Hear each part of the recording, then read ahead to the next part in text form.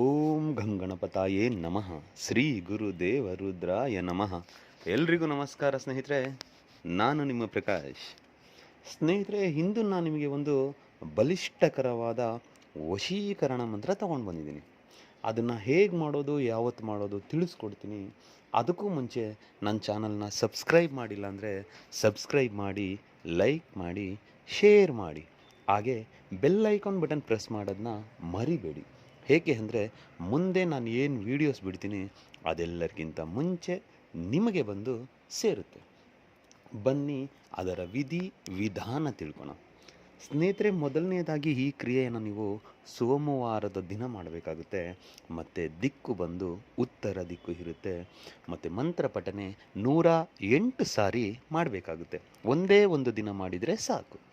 ಮತ್ತು ಅದಕ್ಕೆ ಅವರ ಫೋಟೋ ಬೇಕಾಗುತ್ತೆ. ಇಷ್ಟೂ ಇಟ್ಕೊಂಡು ಸೋಮವಾರದ ದಿನ ರಾತ್ರಿ 9 ರಿಂದ 12 ಒಳಗೆ ಈ ಕ್ರಿಯೆ ಮಾಡಬೇಕು. ಈ ಕ್ರಿಯೆನ ನೀವು ಮಾಡುವ ದಿನ ಯಾವುದೇ ಕಾರಣಕ್ಕೂ ಎಣ್ಣೆ, ಮಾಂಸ, ಮೊಟ್ಟೆ ಸೇವನೆ ಮಾಡಬಾರ್ದು. ಇಷ್ಟನ್ನು ಕರೆಕ್ಟಾಗಿ ನೀವು ಇಟ್ಕೊಂಡು ಪಾಲನೆ ಮಾಡಿದ್ದೇ ಆದರೆ, ಒಂದು ನಂಬಿಕೆಯಿಂದ ಈ ಕ್ರಿಯೆನ ನೀವು ಮಾಡಿದ್ದೇ ಆದಲ್ಲಿ, ಈಗ ನಾನು ಕೊಡುವ ಮಂತ್ರ ಏನಿದೆಯೋ ಆ ಮಂತ್ರನ 108 ಸಾರಿ ಪಠನೆ ಮಾಡಿ ಅವರ ಫೋಟೋಗೆ 3 ಸಾರಿ ಅಂತ ಅಭಿಮಂತ್ರಿಸಿ ನಿಮ್ಮ ಜೇಬಿನಲ್ಲಿ ಇಟ್ಕೊಂಡ್ಬಿಟ್ರೆ ಸಾಕು. ಮರುದಿನ ನಿಮಗೆ ಬೆಳಗಾಗುವುದರೊಳಗೆ ಅವ್ರ ಕಡೆಯಿಂದ ಯಾವುದಾದ್ರೂ ಒಂದು ಫೋನ್ ಇಲ್ಲ ಮೆಸೇಜ್ ಬಂದೇ ಬರುತ್ತೆ. ಇದಕ್ಕೆ ನಾನು ಗ್ಯಾರಂಟಿ ಕೊಡ್ತೀನಿ.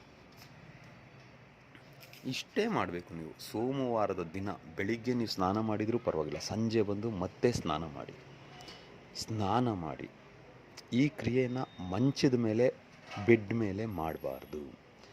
ನೆಲದ ಮೇಲ್ಗಡೆ ಕೆಳಗಡೆ ಯಾವುದಾದ್ರೂ ಆಸನ ಹಾಕ್ಕೊಂಡು ಉತ್ತರ ದಿಕ್ಕಿಗೆ ಮುಖ ಮಾಡಿ ಕುಳಿತುಕೊಂಡು ನಿಮ್ಮ ಮುಂದೆಗಡೆ ಇಲ್ಲ ನಿಮ್ಮ ಬಲಗೈಯಲ್ಲಿ ಅವರ ಫೋಟೋವನ್ನು ಹಿಡ್ಕೊಂಡು ನಾನು ಕೊಡೋ ಮಂತ್ರನ 108 ಸಾರಿ ಪಠನೆ ಮಾಡಬೇಕು.